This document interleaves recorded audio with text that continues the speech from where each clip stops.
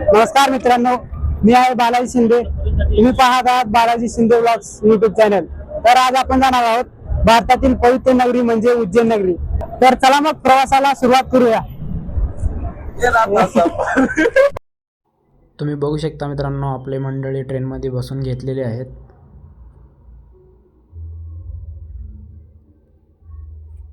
शकता मित्रांनो, आपली ट्रेन लागलेली आहे आणि थोड्या वेळात निघणार.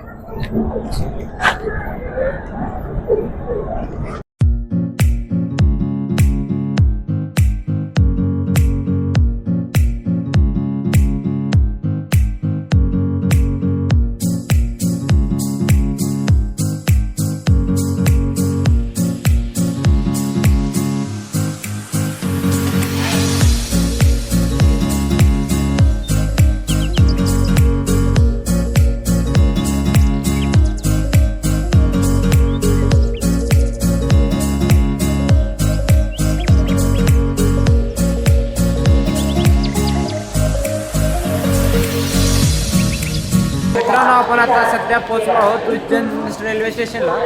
मित्रांनो, आता सध्या आहोत आपण उज्जैन नगरीमध्ये, म्हणजेच जिथे आहे 12 ज्योतिर्लिंगपैकी एक महाकालेश्वर मंदिर.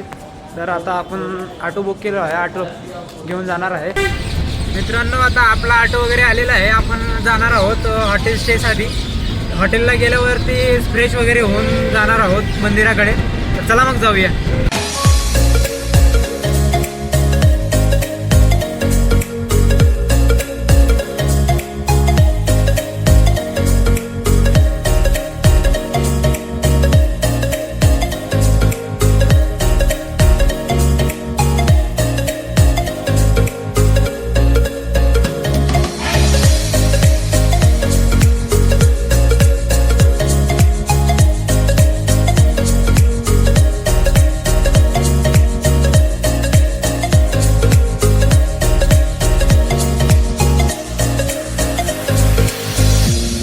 मित्रांनो, आता आपण हॉटेलकडे जात आहोत.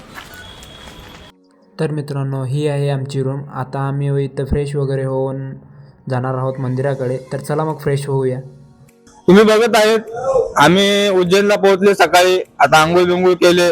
कसं दिसतोय, मस्त दिसतोय ना. तर बघता तुम्ही उज्जैनचा मोसम कसा आहे. पाऊस पडायला लागलाय. काय आमचं चुकलं असेल तर आमची माफी आहे.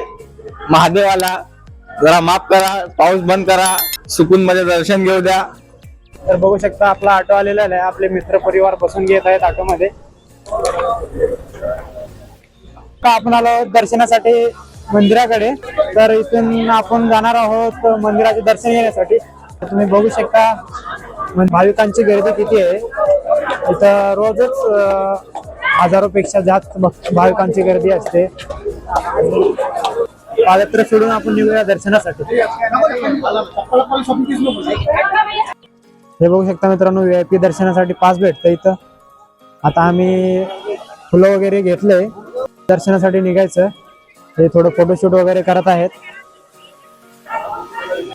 मित्रांनो, महाकालेश्वर मंदिर हे मध्य प्रदेश राज्यातील उज्जैन शहरात स्थित आहे. हे शिप्रा नदीच्या काठावर वसलेले आहे. महाकालेश्वर मंदिर हे भगवान शिवाचे 12 ज्योतिर्लिंगपैकी एक आहे. हे एकमेव ज्योतिर्लिंग आहे जे स्वयंभू म्हणजे स्वतः निर्माण झालेले मानले जाते. येथे भगवान शिवांची पूजा महाकाल रूपात केली जाते. मित्रांनो, पुराणानुसार उज्जैन नगरीत एक राक्षस दूषण लोकांना त्रास देत होता. तेव्हा भगवान शिव महाकाल रूपात प्रकट झाले आणि त्या राक्षसाचा नाश केला. त्यानंतर इथे महाकालेश्वर ज्योतिर्लिंग स्थापन झाले. मित्रांनो, महाकालेश्वर मंदिराची विशेष वैशिष्ट्य म्हणजे इथली भस्म आरती. दररोज पहाटे 4 वाजता भस्म आरती होते.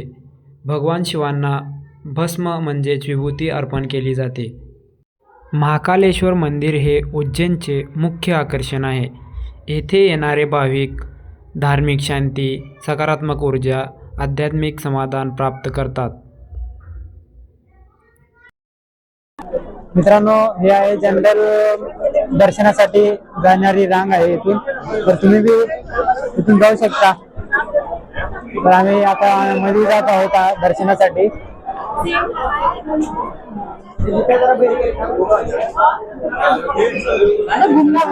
मित्रांनो, तुम्ही मंदिराच्या आत आल्यानंतर तुम्हाला अनेक मूर्त्या बघण्यास भेटतात, जसे की महादेवांची मूर्ती,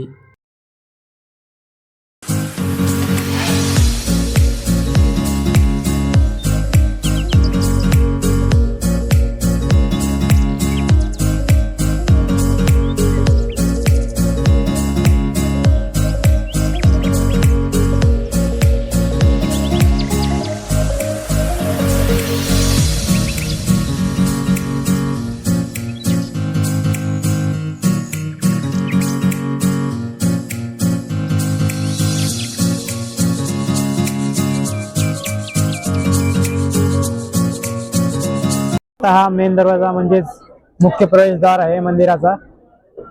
तिथून दर्शनासाठी जातात.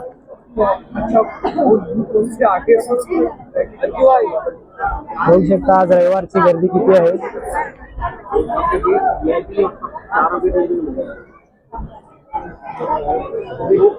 बघू शकता तुम्ही महाकाल महाराजांचे दर्शन घेण्यासाठी भाविकांची उत्सुकता किती वाढ आहे. कसले जात आहेत दर्शनासाठी.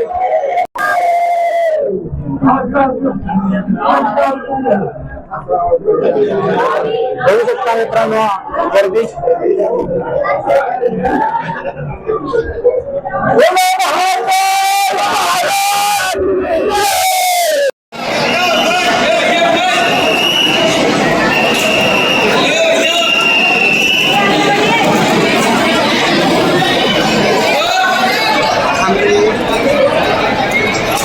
तुम्ही बघू शकता माझ्या पाठीमागे मंदिर आहे. आम्ही दर्शन करून आता बाहेर आलेलो आहे. बघू शकता माझ्या पाठीमागे मंदिर तुम्ही.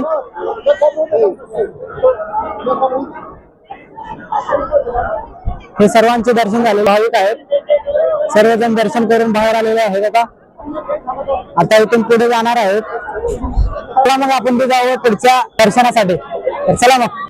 मित्रांनो, आता आपण सध्या आलो आहोत महर्षी सांदीपनी आश्रमात, जिथे स्वतः भगवान श्रीकृष्णाने शिक्षण घेतलं होतं.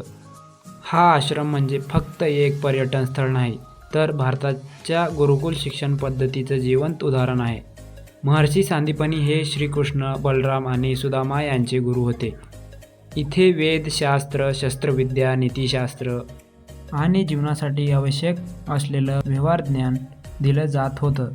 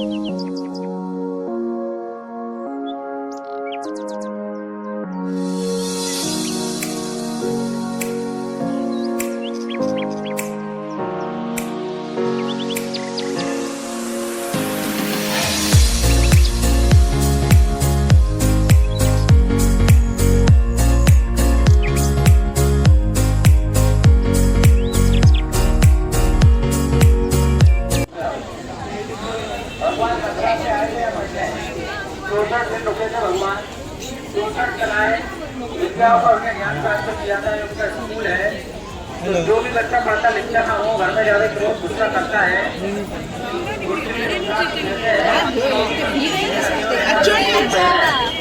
माता बहने सभी बहने पश्चिम की गुजरात से गुरु कुछ मिलता है. अष्टमी, नवमी, दसवीं घी में रखना. आता तुम्ही पाहताय गोमती कुंड. प्राचीन काळी गुरुकुलातील विद्यार्थी स्नान, साधना आणि गुरुसेवेपूर्वी शुद्धीकरणासाठी या कुंडात स्नान करत असत. मित्रांनो, आता आपण आलो आहोत कालभैरव मंदिरापाशी. मित्रांनो, आपण फूल प्रसाद घेऊन दर्शनासाठी लागलेलो आहोत लाईनमध्ये. तर चला मग दर्शन वगैरे घेऊया. तुम्ही बघू शकता मित्रांनो, इथे पण भाविकांची किती गर्दी आहे.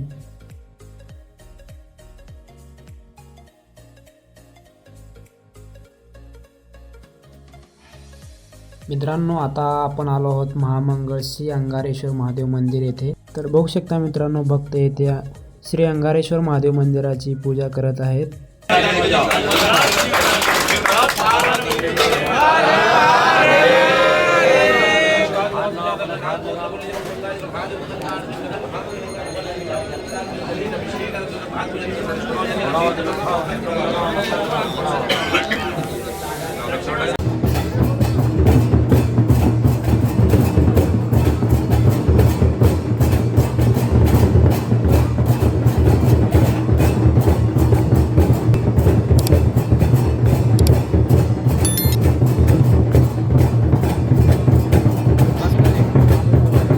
मित्रांनो, व्लॉग आवडला तर लाईक शेअर सबस्क्राईब जरूर करा आणि कमेंटमध्ये जय श्री महाकाल लिहा. तर भेटूया नेक्स्ट ब्लॉगमध्ये. चला मग, धन्यवाद.